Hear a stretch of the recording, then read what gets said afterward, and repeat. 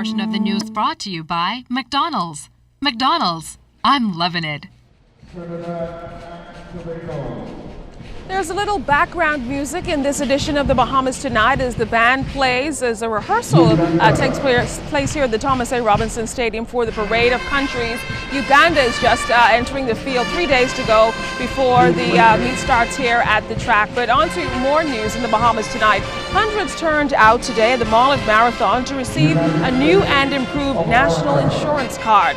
Executive Director for Registration at the board, Lolita Bodie, said the registration card process is moving along steadily, but she says there were some hiccups.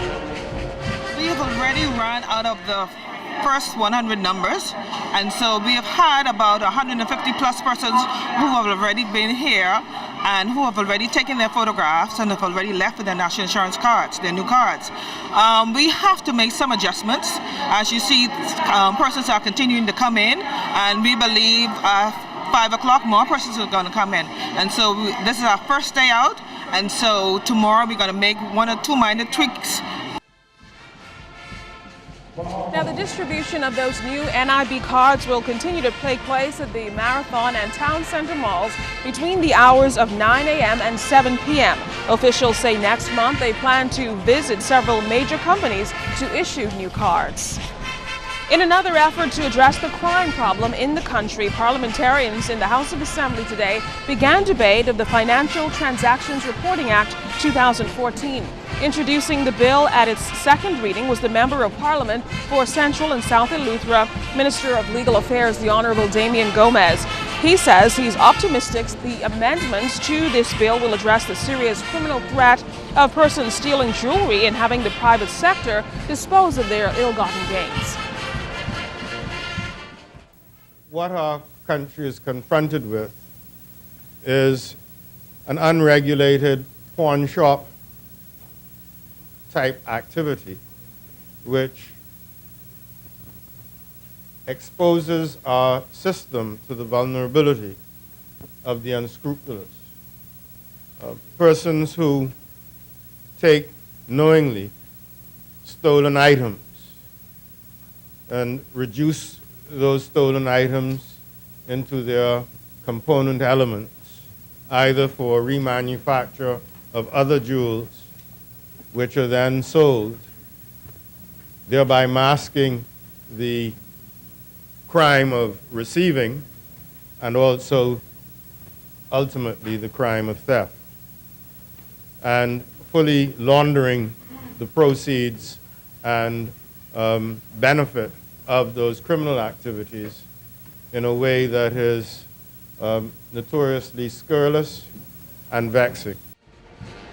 Elizabeth MP Ryan Pinder, who is also the Minister for Financial Services, seconded the bill. He says the amendments are important to keep Bahamians in line with international regulations, while Opposition Member of Parliament for East Grand Bahama, Peter Turnquest, is of the view that the government should have included copper to the legislation.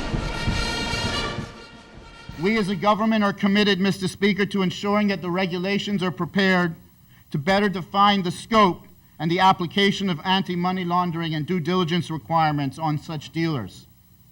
This will include thresholds, Mr. Speaker, for the industry that are consistent with the guidance of the FATF, and the applications of the requirements focused on a risk-based approach.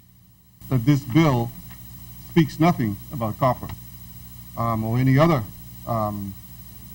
industrial or construction type material. And I believe that there was a bill or promised a bill that would come to deal with that item.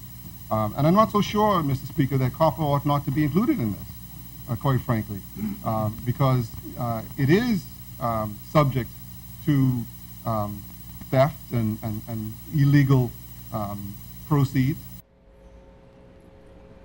Ahead of the Commonwealth Women's Parliamentary Association Conference set for tomorrow at the Melia Nassau Beach Hotel, Regional Representative and Member of Parliament for Angliston, the Honourable Glenys Hannah Martin, has welcomed some honorary delegates she did so in the House of Assembly this morning. She also talked about the strategic plan for the two-day meeting, which will serve as a framework for introducing more women to Parliament. This meeting is for us historic, and we are serious. We must do all that we can as women who now serve at this level to advance the cause of humanity, to deepen democracy, and to help to create a more sane and more humane world. The theme of this two-day meeting is Women, the Voice, the Vote, the Victory. At the end of this two-day event, we will have established what I have called a network of steel across the region, with the creation of a steering committee, which will be the regional executing body for our strategic action plan to cause for more women to step forward to the call of service. What brought to you by McDonald's. McDonald's, I'm loving it.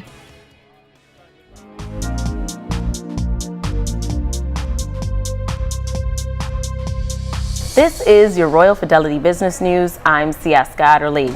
May is being recognized as Internal Audit Awareness Month by the local chapter of the Institute of Internal Auditors. As part of its week-long activities, the IIA will host 2 seminars tomorrow and Friday on auditing-based issues at the British Colonial Hilton. Organizers say these events were designed for auditors to meet and advance the profession. In other business news, the Bahamas Agriculture and Marine Science Institute Projects Unit is hosting an investment seminar later this month. The one-day seminar will discuss the economic advantages of investing in Bahamian culture. It takes place on the 29th at the British Colonial Hilton. And in international news, General Motors has announced it will recall another 218,000 cars in the U.S. over fire safety fears. It comes a day after global recall of 2.6 million GM cars over possible faulty seatbelts, transmissions, airbags, and fire issues. The latest recall covers its smaller Chevrolet Aveo cars from 2004 to 2008.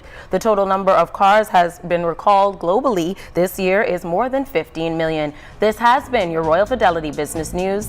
I'm C.S. Gatterly.